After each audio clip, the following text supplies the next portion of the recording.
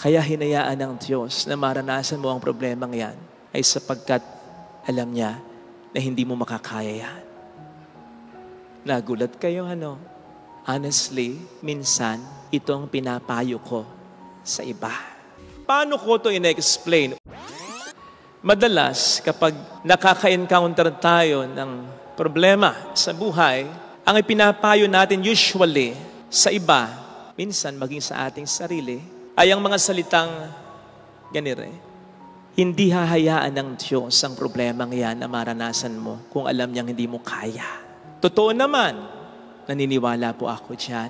Madalas, naipapayo ko rin naman yan. Pero, hindi kaya makabubuti rin naman na may mga pagkakataong ipayo natin sa isang tao nagkakaroon ng problema, maging sa ating sarili, ay ang mga salitang kanire. Kaya hinayaan ng Diyos na maranasan mo ang problemang yan ay sapagkat alam niya na hindi mo makakaya yan. Nagulat kayo Honestly, minsan, ito ang pinapayo ko sa iba. Lalong-lalo na sa mga taong dahil sa problema ay nawawala na ng pag-asa. Dahil sa problema, nagagalit na sa Diyos. Dahil sa problema, gumagawa na ng masama sa iba, maging sa sarili niya. Sinasabi ko yan. Kaya hinayaan ng Diyos na mangyari ang problemang ito dahil alam niya na hindi mo kaya.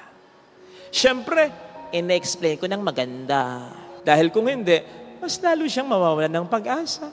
Mas lalo siyang magagalit sa Diyos. Mas lalo siyang gagawa ng masama sa iba maging sa sarili niya. Paano ko ito in-explain? Unang-una sinasabi ko, Brad, sister, bata man o matanda, banal man o makasalanan, habang nabubuhay tayo sa mundong ito, pwede pa rin talaga tayong lokohin. Kahit nag-iingat tayo, pwede pa rin tayo talagang magkasakit.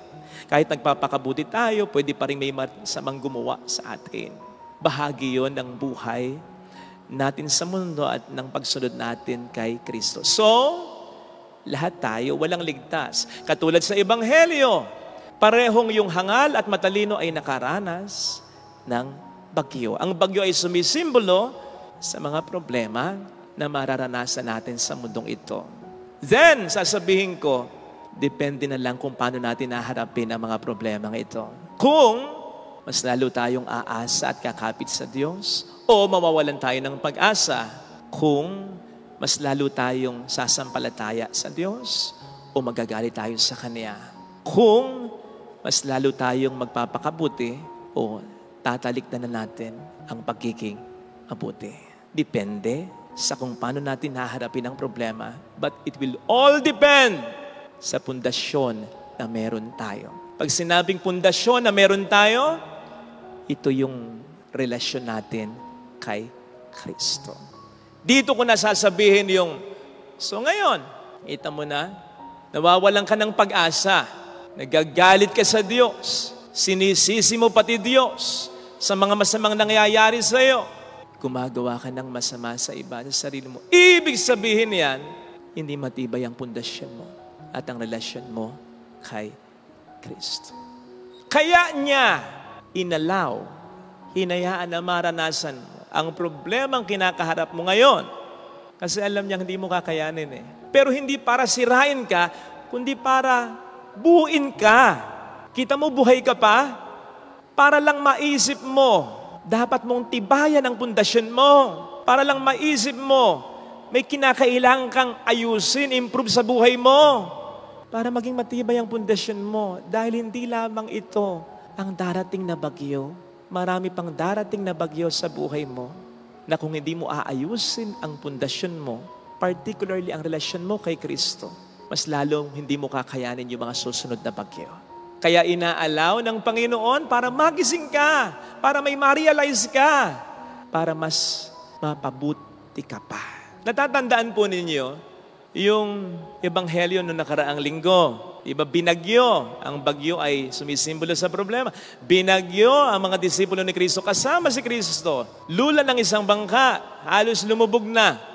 Naniniwala ako na yung bagyong iyon ay pinahintulutan talaga ng Panginoon sapagkat alam niya na hindi ito kakayanin ng mga alagad niya. Pero hindi para lunurin sila. Buhay sila. kundi para mas buhayin pa sila. Para ma-realize nila, nakita nyo na, nakagagawa kayo ng mga kababalaghan sa pangalan ko, nakapag-preach kayo sa pangalan ko, nakapagpapalayas kayo ng mga demonyo sa pangalan ko, nakapagpagaling kayo ng mga may sakit sa pangalan ko, pero hindi pa rin talaga malalim ang relasyon nyo sa akin. Patibayin nyo na, ayusin nyo na, dahil hindi lamang ito ang darating na bagyo sa buhay ninyo.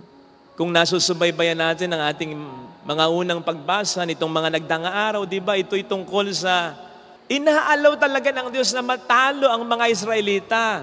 Pero hindi ganap na natalo. Merong mga battles na inalaw niyang matalo. Pero hindi para sirain sila. Binuo pa rin niya sila. Kundi para gisingin sila. Hindi malalim ang relasyon niyo sa akin. Hindi tama ang pundasyon ninyo. Wala kayong matibay na relasyon sa akin. Hindi naman kasi ang ibang tao, maging tayo ang nakakakita kung malalim nga ba ang relasyon natin sa Panginoon, kundi ang Panginoon. Siyang nakakaalam. Madalas ang pakiramdam natin, okay ako, nagsisimba ako, nagdarasal ako gumagawa naman ako ng mabuti kahit papaano until nandun ang problema, until nandun yung bagyo. Doon magkakaalaman. Kaya, pakiramdaman natin ang reaksyon natin. Nawawalan ka ba agad ng pag-asa? Nagagalit ka ba agad sa Diyos? Nakagagawa ka ba agad ng masama sa sarili mo, maging sa iba? Kaya niya inalaw yung bagyo para yan ay ma-realize mo. May kailangang iayos sa buhay mo. Nagsisimba ka lang, nagdarasal ka lang, gumagawa ka lang ng mabuti. Out of obligation. Mangyari lang, magawa lang. Pero hindi ito dahil may malalim tayong relasyon sa Panginoon. Ang nangyayari kapag nakararanas tayo ng problema o bagyo, sinisisi agad natin ang Diyos. At inuutusan agad natin siya, tanggalin mo ito. Without us realizing, ay mali sa buhay natin. Sana mga kapatid, ito yung makita nating mensahe ng pagbasa natin. Gayun din, nang ipinagdiriwang natin ang ating mahal na ina sa titulo ng ina ng laging saklolo. Ang ating mahal na ina na kahit pinapatay ang kanyang anak sa harapan niya ay nanatiling matibay. Dahil malalim ang relasyon niya sa Diyos. At yan ay dahil sumusunod siyang lagi sa kalooban ng Diyos. Kahit mahirap, kahit di niya naintindihan, sumusunod siyang lagi. Ayon sa Ebanghelyo, yun ang nagpapatibay ng pundasyon natin, ng relasyon natin sa Panginoon. Walang kwenta ang pagdarasal, pagsisimba, maging ang paggawa ng mabuti. Kung sa kabilang pisngi, hindi naman talaga natin ginagawa ang kalooban ng Diyos. Kung may mga inuutos siya sa atin na hindi talaga natin sinusunod. Ito sana mga kapatid, ang biyayang hilingin natin nang sa gayon, kahit ang mga problemang dumarating sa atin, kahit ang mga bagyong dumarating sa atin, ay maging blessing pa rin. Blessing in a sense na mapag-iisip tayo, ano ang estado ng relasyon natin sa Panginoon natin.